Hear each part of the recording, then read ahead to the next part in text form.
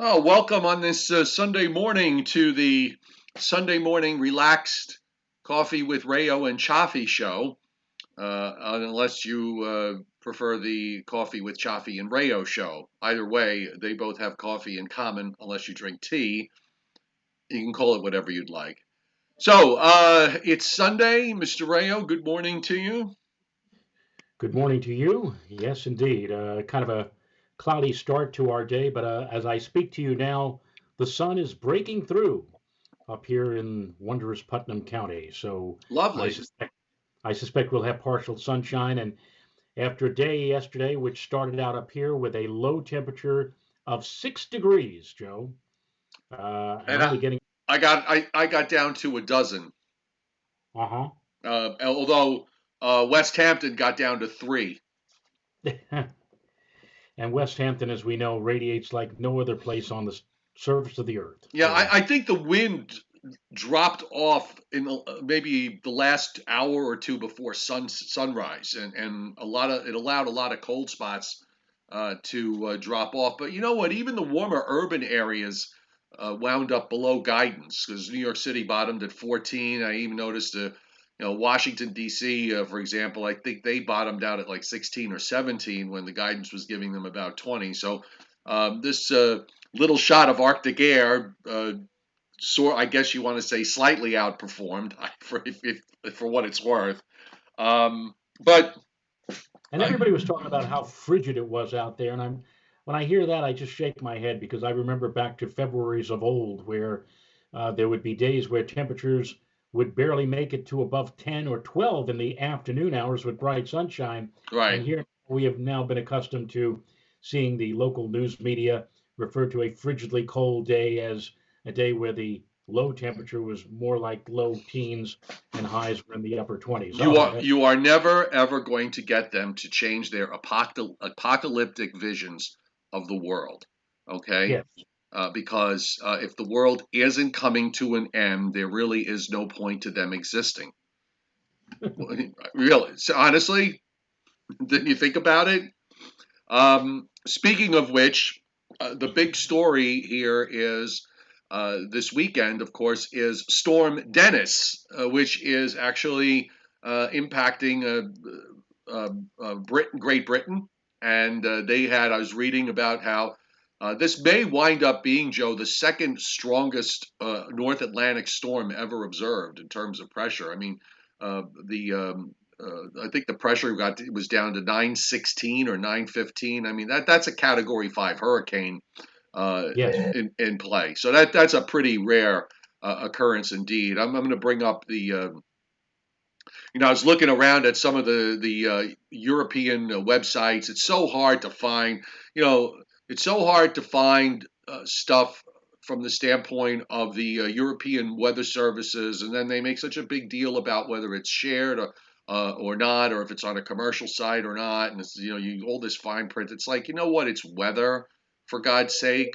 Making an attempt to at least we're making an attempt at least to bring out some interesting scientific information. So, rather than just create a hassle, we'll just stick with what we got. Unfortunately, if this were a U.S. Impacting storm, we'd have satellite pictures and satellite loops and radars and you name it, we'd have it. But they make things very, very difficult. So let's go to tropicaltidbits.com. And this is, we'll go off the 12Z GFS, which has just started. The actual surface low, Joe, is, reached its peak intensity probably, well, yesterday, and now it's kind of filled up to a 942 low, passing well to the north of Scotland. But my God, the gradient is so darn tight all the way south into the seas west of France. I mean, this storm has a rather large impact. They were talking about 100-foot waves coming crashing into the shore. That'd be something to see. Yeah, it really is. Now, I haven't had a chance to make the conversion to inches of mercury, but what exact did you do this 916 millibars? Yeah, I can do it right now. Hang on. So yeah, it was down to a 9 actually on the GFS. Just going back. So this is going back to yesterday afternoon at 1 p.m. Eastern time. It was a 918 low just off the southern tip of Scotland, and let's see, inches to millibars. It's got to be way down there. There's usually a. Oh, here's the converter. Should have anticipated this. Hold on. It's something you don't see every day. Let's see, what was it? 916, you So said? 916, 27.049571 Five. six. Ah, ah, Okay. 27, folks. You're Well, not you going to find asked the that on your, question. Yeah, you're not going it's to find that on your typical aneroid barometer. I can tell you that right now. no. This is very much off the wall, and I have the 10-meter wind map here on the GFS where you get the storm. As it moved in at 40 to 50 knot sustained winds covering all of the coastline. I got to imagine with a west or a west southwest wind blowing across the Atlantic on the southern end of that into the Irish Sea. The waves must have been just really tremendous, flowing in toward the English Channel and toward the Irish Sea. I mean, that's just crazy stuff. The sea was angry, my day, my friend. Yeah, it was.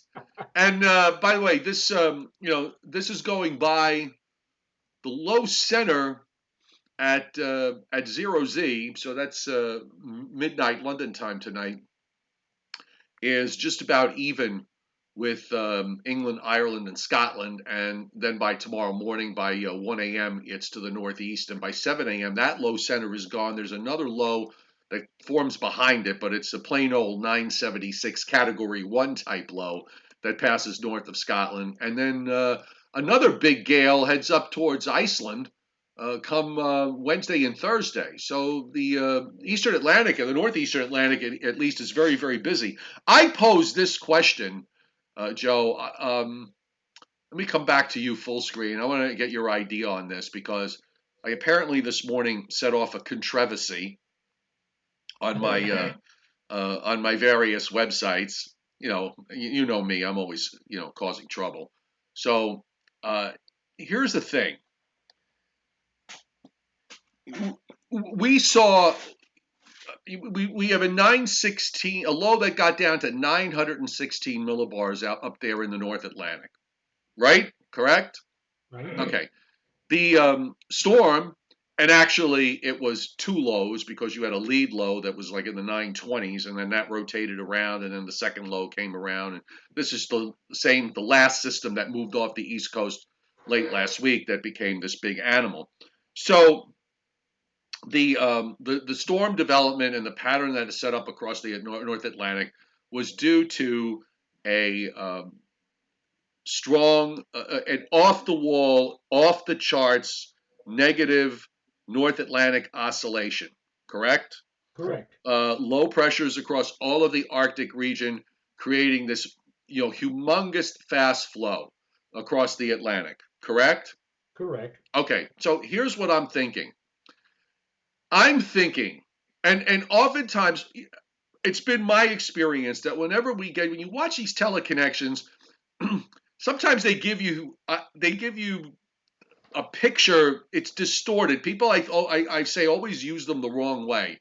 Just because you have your teleconnections lined up in a way that's normally favorable for something to happen in the Northeast or in the Mid-Atlantic states is by no means any guarantee that something is going to happen.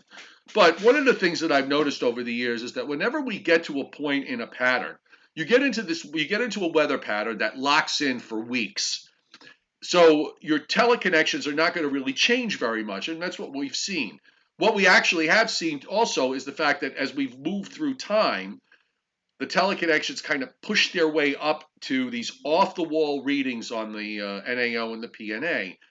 I will argue that those off-the-wall extreme readings usually occur late in the game when a weather pattern is in place, and I'm wondering and maybe that's one of the things we should do today is take a look at this thing hemispherically. I'm wondering whether this storm or this series of events that we've seen late this weekend, this weekend, may be the beginnings of a breakdown in this 8 week pattern we've been in. You know, Joe, it has to break down eventually. So Well, if that's there the is, other thing. It's got to break down eventually. it's got to break down. It's like when somebody says, "Is this rain ever going to end?" And I always tell them, "It always has." And Well, that's and true. And and this snow pattern, does melt. yes, and you're right. It some way, somehow, sometime, this pattern is going to break, and we just have to look for.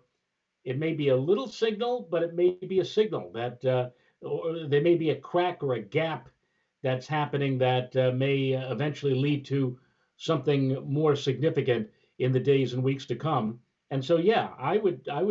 8 weeks is a long time for any kind of weather pattern, and it eventually is going to have to. And now we're getting ready. Soon we'll be moving into a new month, the month of March, and I've already heard rumblings out there. People looking at some of the longer range models, suggesting that there might be some kind of a storm all along about the beginning of the new month of March that might have a say in our weather, maybe bringing us a bit of the white stuff. All right, so let's take a I, look. You know what? Let's look.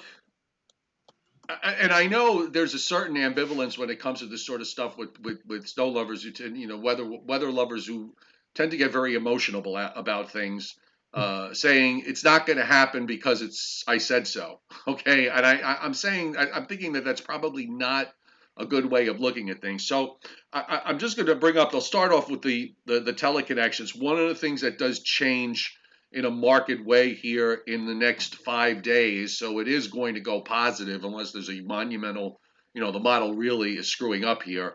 But the PNA, the Pacific North America Index, goes to neutral on the 20th and then goes positive and actually gets strongly positive as you get toward the end of the month. The NAO is at its extreme, reading right now, so that's going to have to come off, and it does so. It actually weakens uh, quite a bit toward the end of the forecast period, although we don't see it going to neutral yet, but it does weaken. Instead of being up at plus 400, it's down to less than plus 100. So that's a good thing.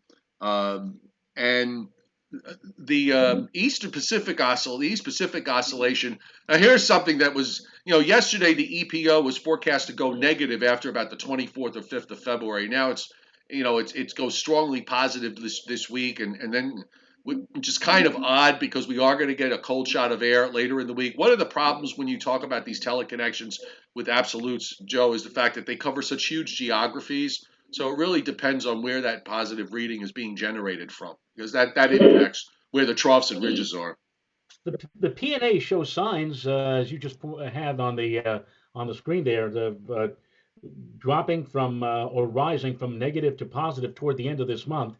And meanwhile, the NAO, positive as it is, it never does drop to a negative value, but it does show signs toward the end of the month of dropping, kind of coinciding with that increase in the PNA to a positive level. So that might be one of the cracks I just alluded to.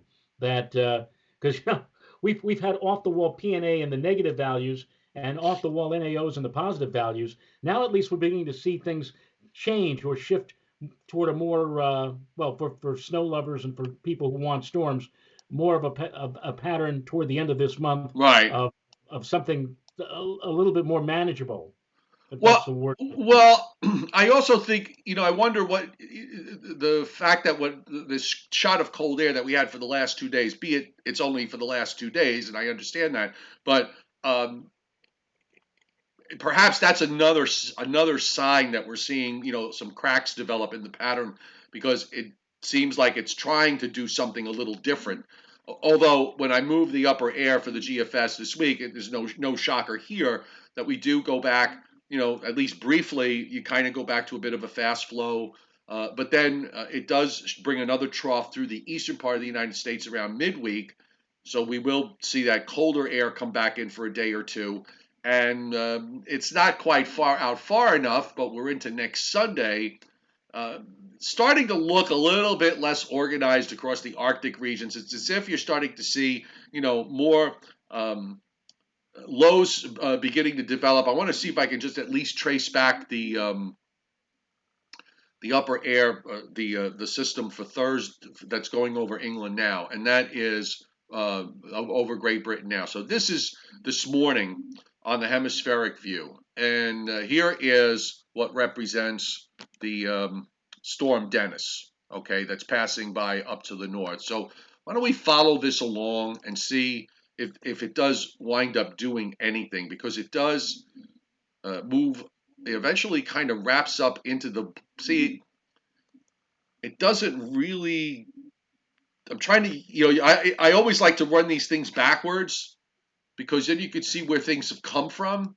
So let me go back. Right. Let me go back one run.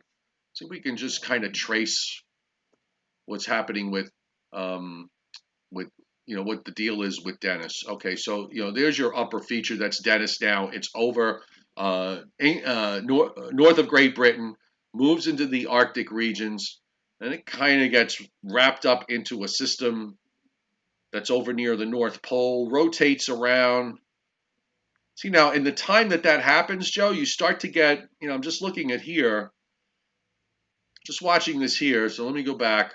So there it is. If you look at what goes on, that seems to force some action down across the pole and into North America, where you start to get a little more troughing in the eastern part of the United States, and a bit more ridging off the west coast. So maybe this is going to be a catalyst for forcing that PNA to go positive late in the forecast period.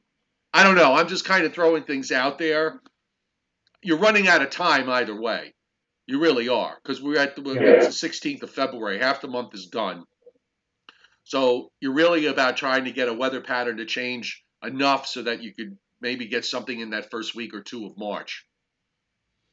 Right, and tomorrow's the 17th of February, and that's the end of the 2 week snow window. If you remember, I brought this up a while back, where at Central Park, 1/3 of all of the double-digit snowfalls that have ever occurred going back to 1869, 1/3 of them, something like 40 out of 118, have occurred in that 2 week time frame from the 3rd through the 17th. So this is the time frame, and now tomorrow is the last day of that 2 week time frame statistically or climatologically of big snowfalls. Now, it's still, of course, possible to have double-digit snowfalls well into the month of March. It's just that now, beginning tomorrow and in the days to come, those numbers begin to fall off. The probabilities begin to fall off. You're absolutely right that the clock is ticking.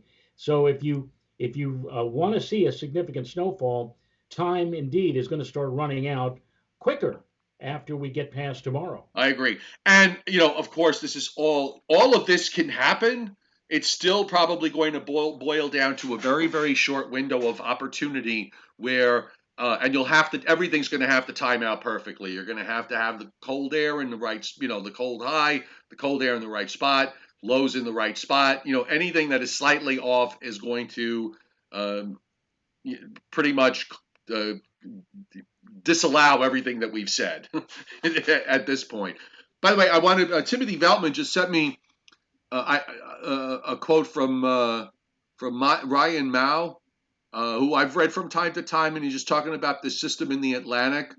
And he said it's a long thing. He says he used ERA-5 reanalysis data to plot out all the low pressure systems that reach peak intensities of 930 or less in the years 1980 to present. This is again Ryan Mao's quote here.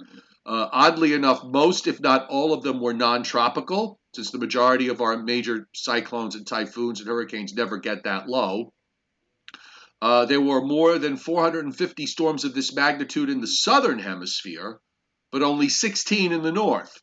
So the kings of the North Atlantic here, it's a very small sample set of 2, but the second strongest stood out to on January 10th, 1993, 914 millibars. So March 93 was when we had the superstorm, but this is a January 10th, 1993 in the North Atlantic, 914 millibars. Okay, next is December 15th, 1986, with a minimum of 912. And then a sample Google search of December 86 major snowstorms doesn't bring up too much for the rest of the month. And the same search for January of 87 shows something eye catching. There were two storms that happened 3 days apart: January 21st, 23rd, and 25th, 27th. The first is an almost perfect overlay of areas hit by both that storm and the superstorm, except for a couple of notable differences. The first is a protracted southern and northern flank of accumulations in the former over the latter, while the superstorm dropped snowfall all the way from Louisiana and the Florida Panhandle. Northward, the 87 storm only put down snowfall from central Alabama and Georgia. Okay. So I mean, basically, you always try to find some corollaries with this stuff when it happens, but it works until it doesn't work. It looks on the heels of this storm.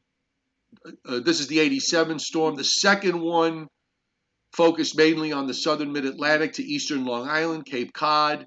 Areas missed by the prior storm saw a 10 to 20 inch snow swath that occurred from West Virginia and West Virginia, Western Virginia and Southwest West Virginia through southern Maryland, Delaware, southeast New Jersey, up to eastern Long Island and Cape Cod and Nantucket.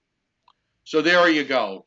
You've got a sample size of 2 to look at with regards to what the outcome might be. You can't do much with two, Joe. No, you can't. So as far as the weather going on right now, it's really a snooze fest. We've got nothing going on here in the east. You've got some winter weather advisories and a few winter storm warnings up in the Rockies. You have dense fog advisories in parts of South Texas and southern Oklahoma. And that's it. Isn't that fabulous? Quiet President's Day weekend, the antithesis of President's Day weekends such as 1979 and 2003, where we had major storms to look at, major snowfalls, lots of cold weather. And we see none of that in this particular President's Day 2020. Nope, we sure don't. So let's just take a quick look at the models here. And by the way, you could read more about the long range if you'd like. Just pull up my latest website posts on meteorologistjoecioffi.com, or it's also on the free weather app that you can download on Google Play or on the App Store. So anyway, Joe, looking ahead, weak cold front goes through tonight. Weak high builds in tomorrow. So I think tomorrow will probably have a little bit more sun than today. Then we've got another cold front with maybe a few showers on Tuesday. And then looks like a cold high builds in for the rest of the week. Wet weather moves across the southern states, maybe a little bit of snow on the northern fringe of that in the western Carolinas, and even showing up a little bit in eastern North Carolina because this cold high goes down near Chicago and presses some cold air south. But unlike the last few weeks, Joe, this week actually the one day it looks like we'll get some showers would be Tuesday, and the rest of the time it looks to be dry for a change. Yeah, looks like, and that's a very extensive zone of high pressure that's going to be literally covering most, I guess you could say, the eastern two-thirds of the nation by the time we get to the middle of this upcoming week, and suppressing all of that wet weather well off to our south. Yep. So that pretty much kind of sums it up. There's just not a whole lot going on. The snowfall that's going to come out of this system for Monday and the Tuesday looks like, mostly in the 1 to 3, 2 to 4 inch variety across northern New England and upstate New York. So that sort of leaves us at that. How about we do a little Briller Jeopardy? Fine with me. All right, so hang on one second. I'm going to just I bring. like all of these. He must these questions. He does it thorough, and he must be a very assiduous person to wade through all of these numbers and come up with these questions. Well, you got to love, you got to be fascinated by statistics for sure. He must be using Compton's Picture Encyclopedia. Yeah. Well, it's not the Spiegel Catalog Company, Spiegel, Chicago, Illinois, 60609. Okay, you ready? Yes, sir. This you should be able to figure this one out. So this took place. This last occurred on February 28th, March 1st, March 2nd, March 3rd, and March 4th. And it has only occurred two other times in New York City's 150-year history. You mean to tell me February 28th, March 1st, 2nd, 3rd, and 4th of what year? Or you, Okay, so the last time it took place was in 2019, February 28th, March 1st, 2nd, 3rd, and 4th. well, I remember last year what we had. We had back-to-back significant snowfalls. In fact, that dumped uh, independent of each other. Both snowfalls in the early part of March dumped about 10 inches of snow on Central Park, which was the most snow that we saw last year in any short interval of time. I don't know where February comes in, though. The end of The February. very last day of February. Hmm. I would. Hmm. Did it snow at all on February 20? It might have. Well, That's the only thing because I know it snowed on March 1st, well, 2nd, you and know 3rd. it's not that it hit 100 degrees 5 days in a row, so we can rule that out. Right. Okay. Um, well, I I think it's in the realm of snow. Yeah. Maybe we had three or four consecutive days of 3 or 4 consecutive days of measurable snowfall. Well, No, this that this happened would beforehand. this would be five. Five consecutive days of measurable snowfall at Central Park. Has Yeah. that ever happened before? I Uh, would think it. I two. would think. Well, it says only in the clue. It's only happened two other times. Oh, well, then I'll say five consecutive. Only for the third time, 5 consecutive days of measurable Right. snowfall at Central Park. Okay. There, So there, on February 28th of 2019, there was a tenth of an inch of measurable snow. right, Okay. And then on March 1st, 2nd, 3rd, and 4th, okay, 1.4 inches, 4 inches, 3 inches, and 2 inches. So right. it's 5 consecutive days of snow, of measurable snow. Okay. Okay. What And really strikes me is, you know what? I have absolutely no memory of this. They had 5 days in a row of measurable snowfall I in have 2019. I have no memory of this. I have a memory of the two snowfalls, the four and what was the other one that came after that? 4, 3, and 2.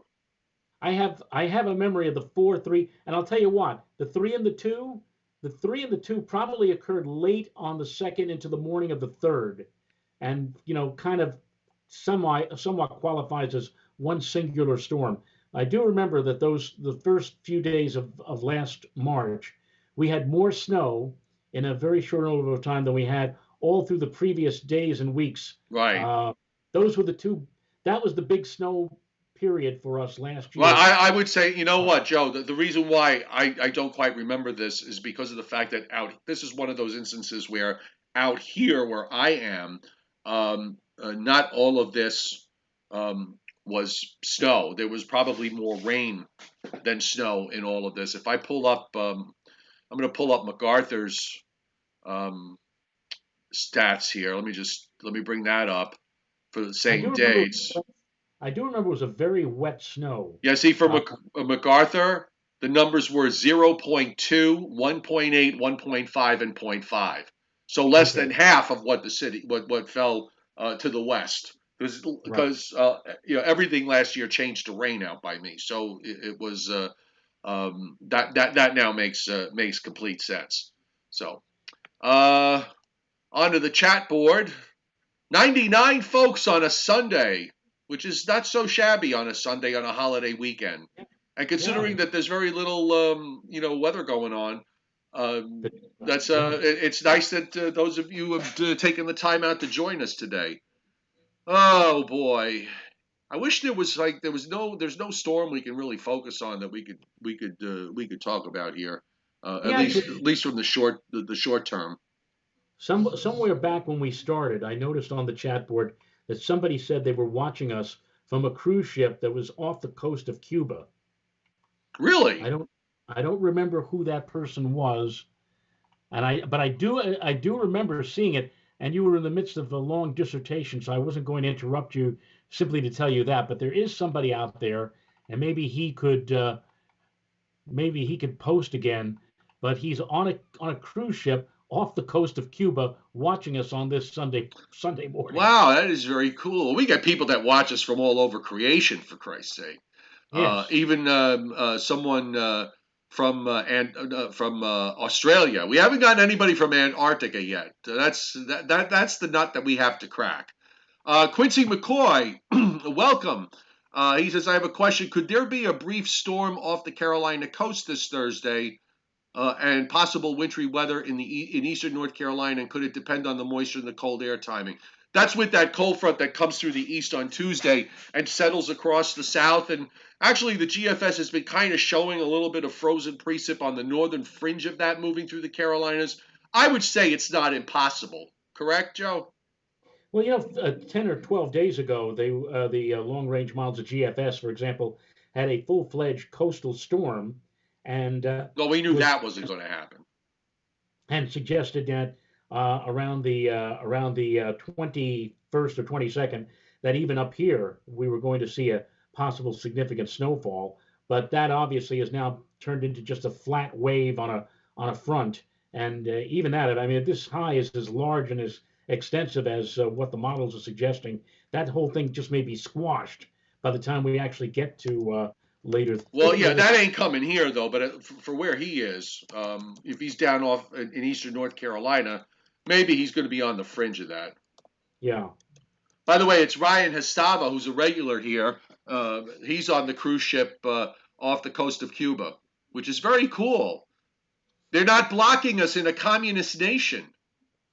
I guess we haven't said anything yet that's controversial, controversial.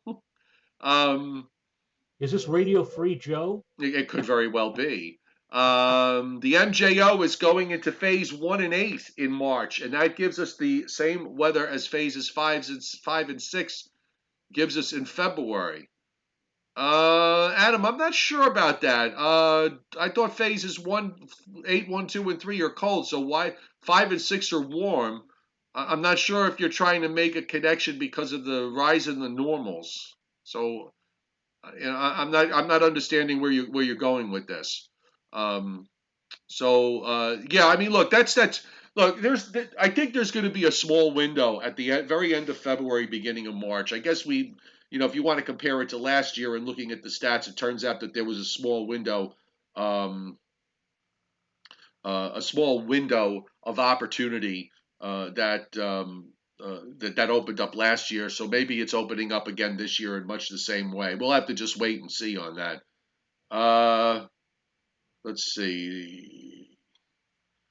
And we just the NOAA just came out with a statement a few days ago that this past January was the warmest January on record, going back over like 148 years worldwide. The warmest January on record, including, of course, the fact that even Antarctica is so very warm. Just about a week or so ago, they were making hay about the fact that Antarctica, 65-degree temperature on that frozen continent, Hmm. the first ever recorded down there. Well, if your teleconnections are all in off-the-wall positions, particularly the PNA and the NAO, for example, among others, um, it's no shocker that you're seeing extreme pressure changes both in the Atlantic and the Pacific, and up in the Arctic region. You had a record high positive Atlantic Oscillation Index, and we've known that all the cold air has been locked up in the Arctic region. I suppose one of the unintended consequences of that is that the sea ice is growing faster this year after coming off some record lows. It's at its highest level since 2012. So, and that makes sense because if all the cold air is locked up in the Arctic, that's where it's going to freeze up. So, who Now, knows? Really, I mean, who knows? It just, I think it's an odd winter because everybody's gotten so, almost reflexively going to the El Nino and the La Ninas when we've had them. And I mean, this year we don't have either one. So it just seems a little odd that, it seems a little odd that we're seeing, with a locked up polar vortex like that, that happened in the big El Nino year. And it was warm most of the time. In fact, there's some of those months like record warm December on the globe, I suppose, was that happened that year. But I don't know. Just an odd set of circumstances that happened over this winter that created the kind of winter that it's been. I don't know how else to explain it. I'm not a long range guy. I don't look at all the stuff that a lot of folks do, a lot of the long range folks do on a daily basis. Maybe somebody can come up with why the winter turned out the way it did. Is it the polar vortex, Joe? Is it the polar vortex in the stratosphere? Is it something else? I don't know. Adam Lowe says, by the way, Joe Bastardi has now thrown in the towel for winter. Last week he said it is a done he said it is Is done and dusted. Well, And we threw in the towel long before that. Not too long before that, but maybe a week or two before that. It's pretty obvious. There's nothing to hang on to except for the fact that unless this little window opens up that gives somebody a cheap thrill. So Leon Probetsky says the other Joe, and I'm assuming that means Mr. Bastardi, is talking about an active march now. So who are we to believe here? wait, but what does he mean by an active march? Well, Does he mean because it could be it certainly has been an active February with a lot of storm systems. Just because they didn't produce snow in the I-95 corridor doesn't mean it hasn't been an active month. right. So I would like to know what an active month A means. clarification, please, Yeah. because we do not. Neither one of us subscribe to Weather Bell. No, we don't. And look, you could always say uh, throwing in the towel can oftentimes be a contrary indicator when the ultimate bull.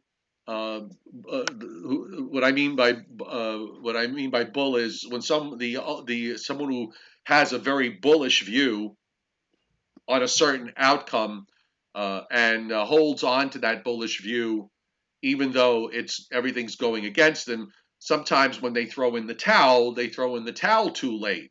So perhaps the throwing in the towel was a sign that maybe now it's time for something to change. I don't know. I mean, I'm not trying to say that to be insulting or anything, but that's not where I'm going with this. But it just, it's sort of human psychology sometimes that you just, you take a position that you feel really strongly about, and then you refuse to give up, even though all the evidence tells you should. And then when you finally come around to giving up, it's too late because then it starts to go in the other direction. I don't know. Um, I don't know. It's hard. It's the 16th of February, Joe. In a few weeks, uh, daylight saving time returns. That horror that we need to get rid of. There are a number of states that are bucking for daylight saving time to be a year-round event, which I personally cannot fathom. Um, Apparently, people would much prefer to have light during the afternoon as opposed to darkness in the morning. And if we were to go to an all year-round daylight saving time right here in New York City, we would be seeing the sun rise at like 8:35 in the morning in early January. I don't know about you, Joe. I couldn't take that. But at what point? Because as soon as that happens, then people are going to be screaming that my children are going to school in darkness. Because that's what happened when they tried that in the late '70s, if you recall, Early 70s, early actually. '70s or wherever it was. Yeah, during the quote unquote energy crisis, the first energy crisis of the time. Yeah, everybody. Sunrises at 8:30 in the morning. My kids are going to school in the dark, and so that didn't last. I don't know. And there are places on the western flank of the Eastern time zone, places like, let's say, for Pittsburgh and out in Ohio, and even as far east, as far west, I believe parts of Indiana are still on Eastern Standard Time. If you go to Eastern Daylight Time in the wintertime, there are going to be places out to the west of us that won't see the sun come up in early January until after 9 o'clock. I mean, Right, come on, that but is ridiculous. but those like in Indiana and in Arizona where they don't change, all they really wind up doing is they're just changing time zones. So they go from mountain to Pacific or Pacific to mountain because rather than move the clock because of where they're positioned, they're near Right. that line. Well, they're Same for not doing Southern anything. Indiana. They're not doing anything, but the states all around them. Oh no, no, What? no, I understand. And then there was the whole thing about Florida wanted to go to daylight saving time year round. They Right. actually moved a bill through their legislature to do that. But then what do you do when you fly to Florida and you're on standard time? You got to change to daylight time and then change back. I mean, I And guess it's Canada, the same as going. Why don't they just get rid of all the time zones? Like China is one time zone, one time zone, which one is time right. zone. It's one time zone. You do it in a military clock.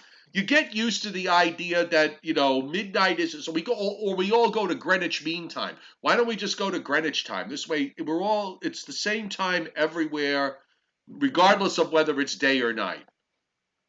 Yeah, the sun coming up at like 1 o'clock in the morning if you're in parts of the world on Greenwich time, right? Right. Yeah. Time zones were a construct of the railroads in the 1800s. They needed a way to just kind of, somebody in a different part of the country is waiting for a train and to arrive. Well, what time is my train coming? So they came up with these time zones to keep the railroads happy. Okay, I don't think that that's a huge issue anymore, or Canada certainly much less so. and Canada's in lockstep with the United States. Whatever we do, Canada follows. When we went, when our Congress decided that we would start daylight saving time in the second weekend of March, what did Canada do? They followed right along and did the same thing. Yep. Uh, so it's weird. It's crazy. I just wish we didn't have daylight saving time. So what if on the first day of summer or early in June actually the sun comes up here at 4:25 in the morning? Who cares? You know? It comes up at 5:25 when you're on daylight saving Daylight. time. You can again. Who cares? Right. You know, I mean, why don't you just move the clock ahead 3 hours just for the month of June and July, so that the sun will come up, say at 8:30, but it'll stay sunlight till midnight. Right. Why don't you do that? Right. In parts of Russia, I believe they have what's called double daylight time, where they actually move the clock 2 hours. 2 hours. Oh, it's So just ridiculous. Someone I remember reading too also that the one of the big lobbies that's against getting rid of daylight saving time is the lobby, the retail industry. mhm. Apparently, people spend more money when it's daylight time when we're on daylight saving time versus when we are on standard time. I don't know. I'm not 100%. I don't understand the logic. If you need something, you need something. So you're going to buy it regardless of what. I'm not going to. You know what? I won't buy this until we go into standard time. I don't know. I don't. It doesn't make any sense to me. Well, I certainly don't like it also because we don't get our weather data. We have to wait an extra hour. So, for Well, for the example, European, it's certainly for the European. right, right. So we have to wait until like 2 o'clock in the morning instead of 1 o'clock in the morning to begin to see the new zero Z run of the European.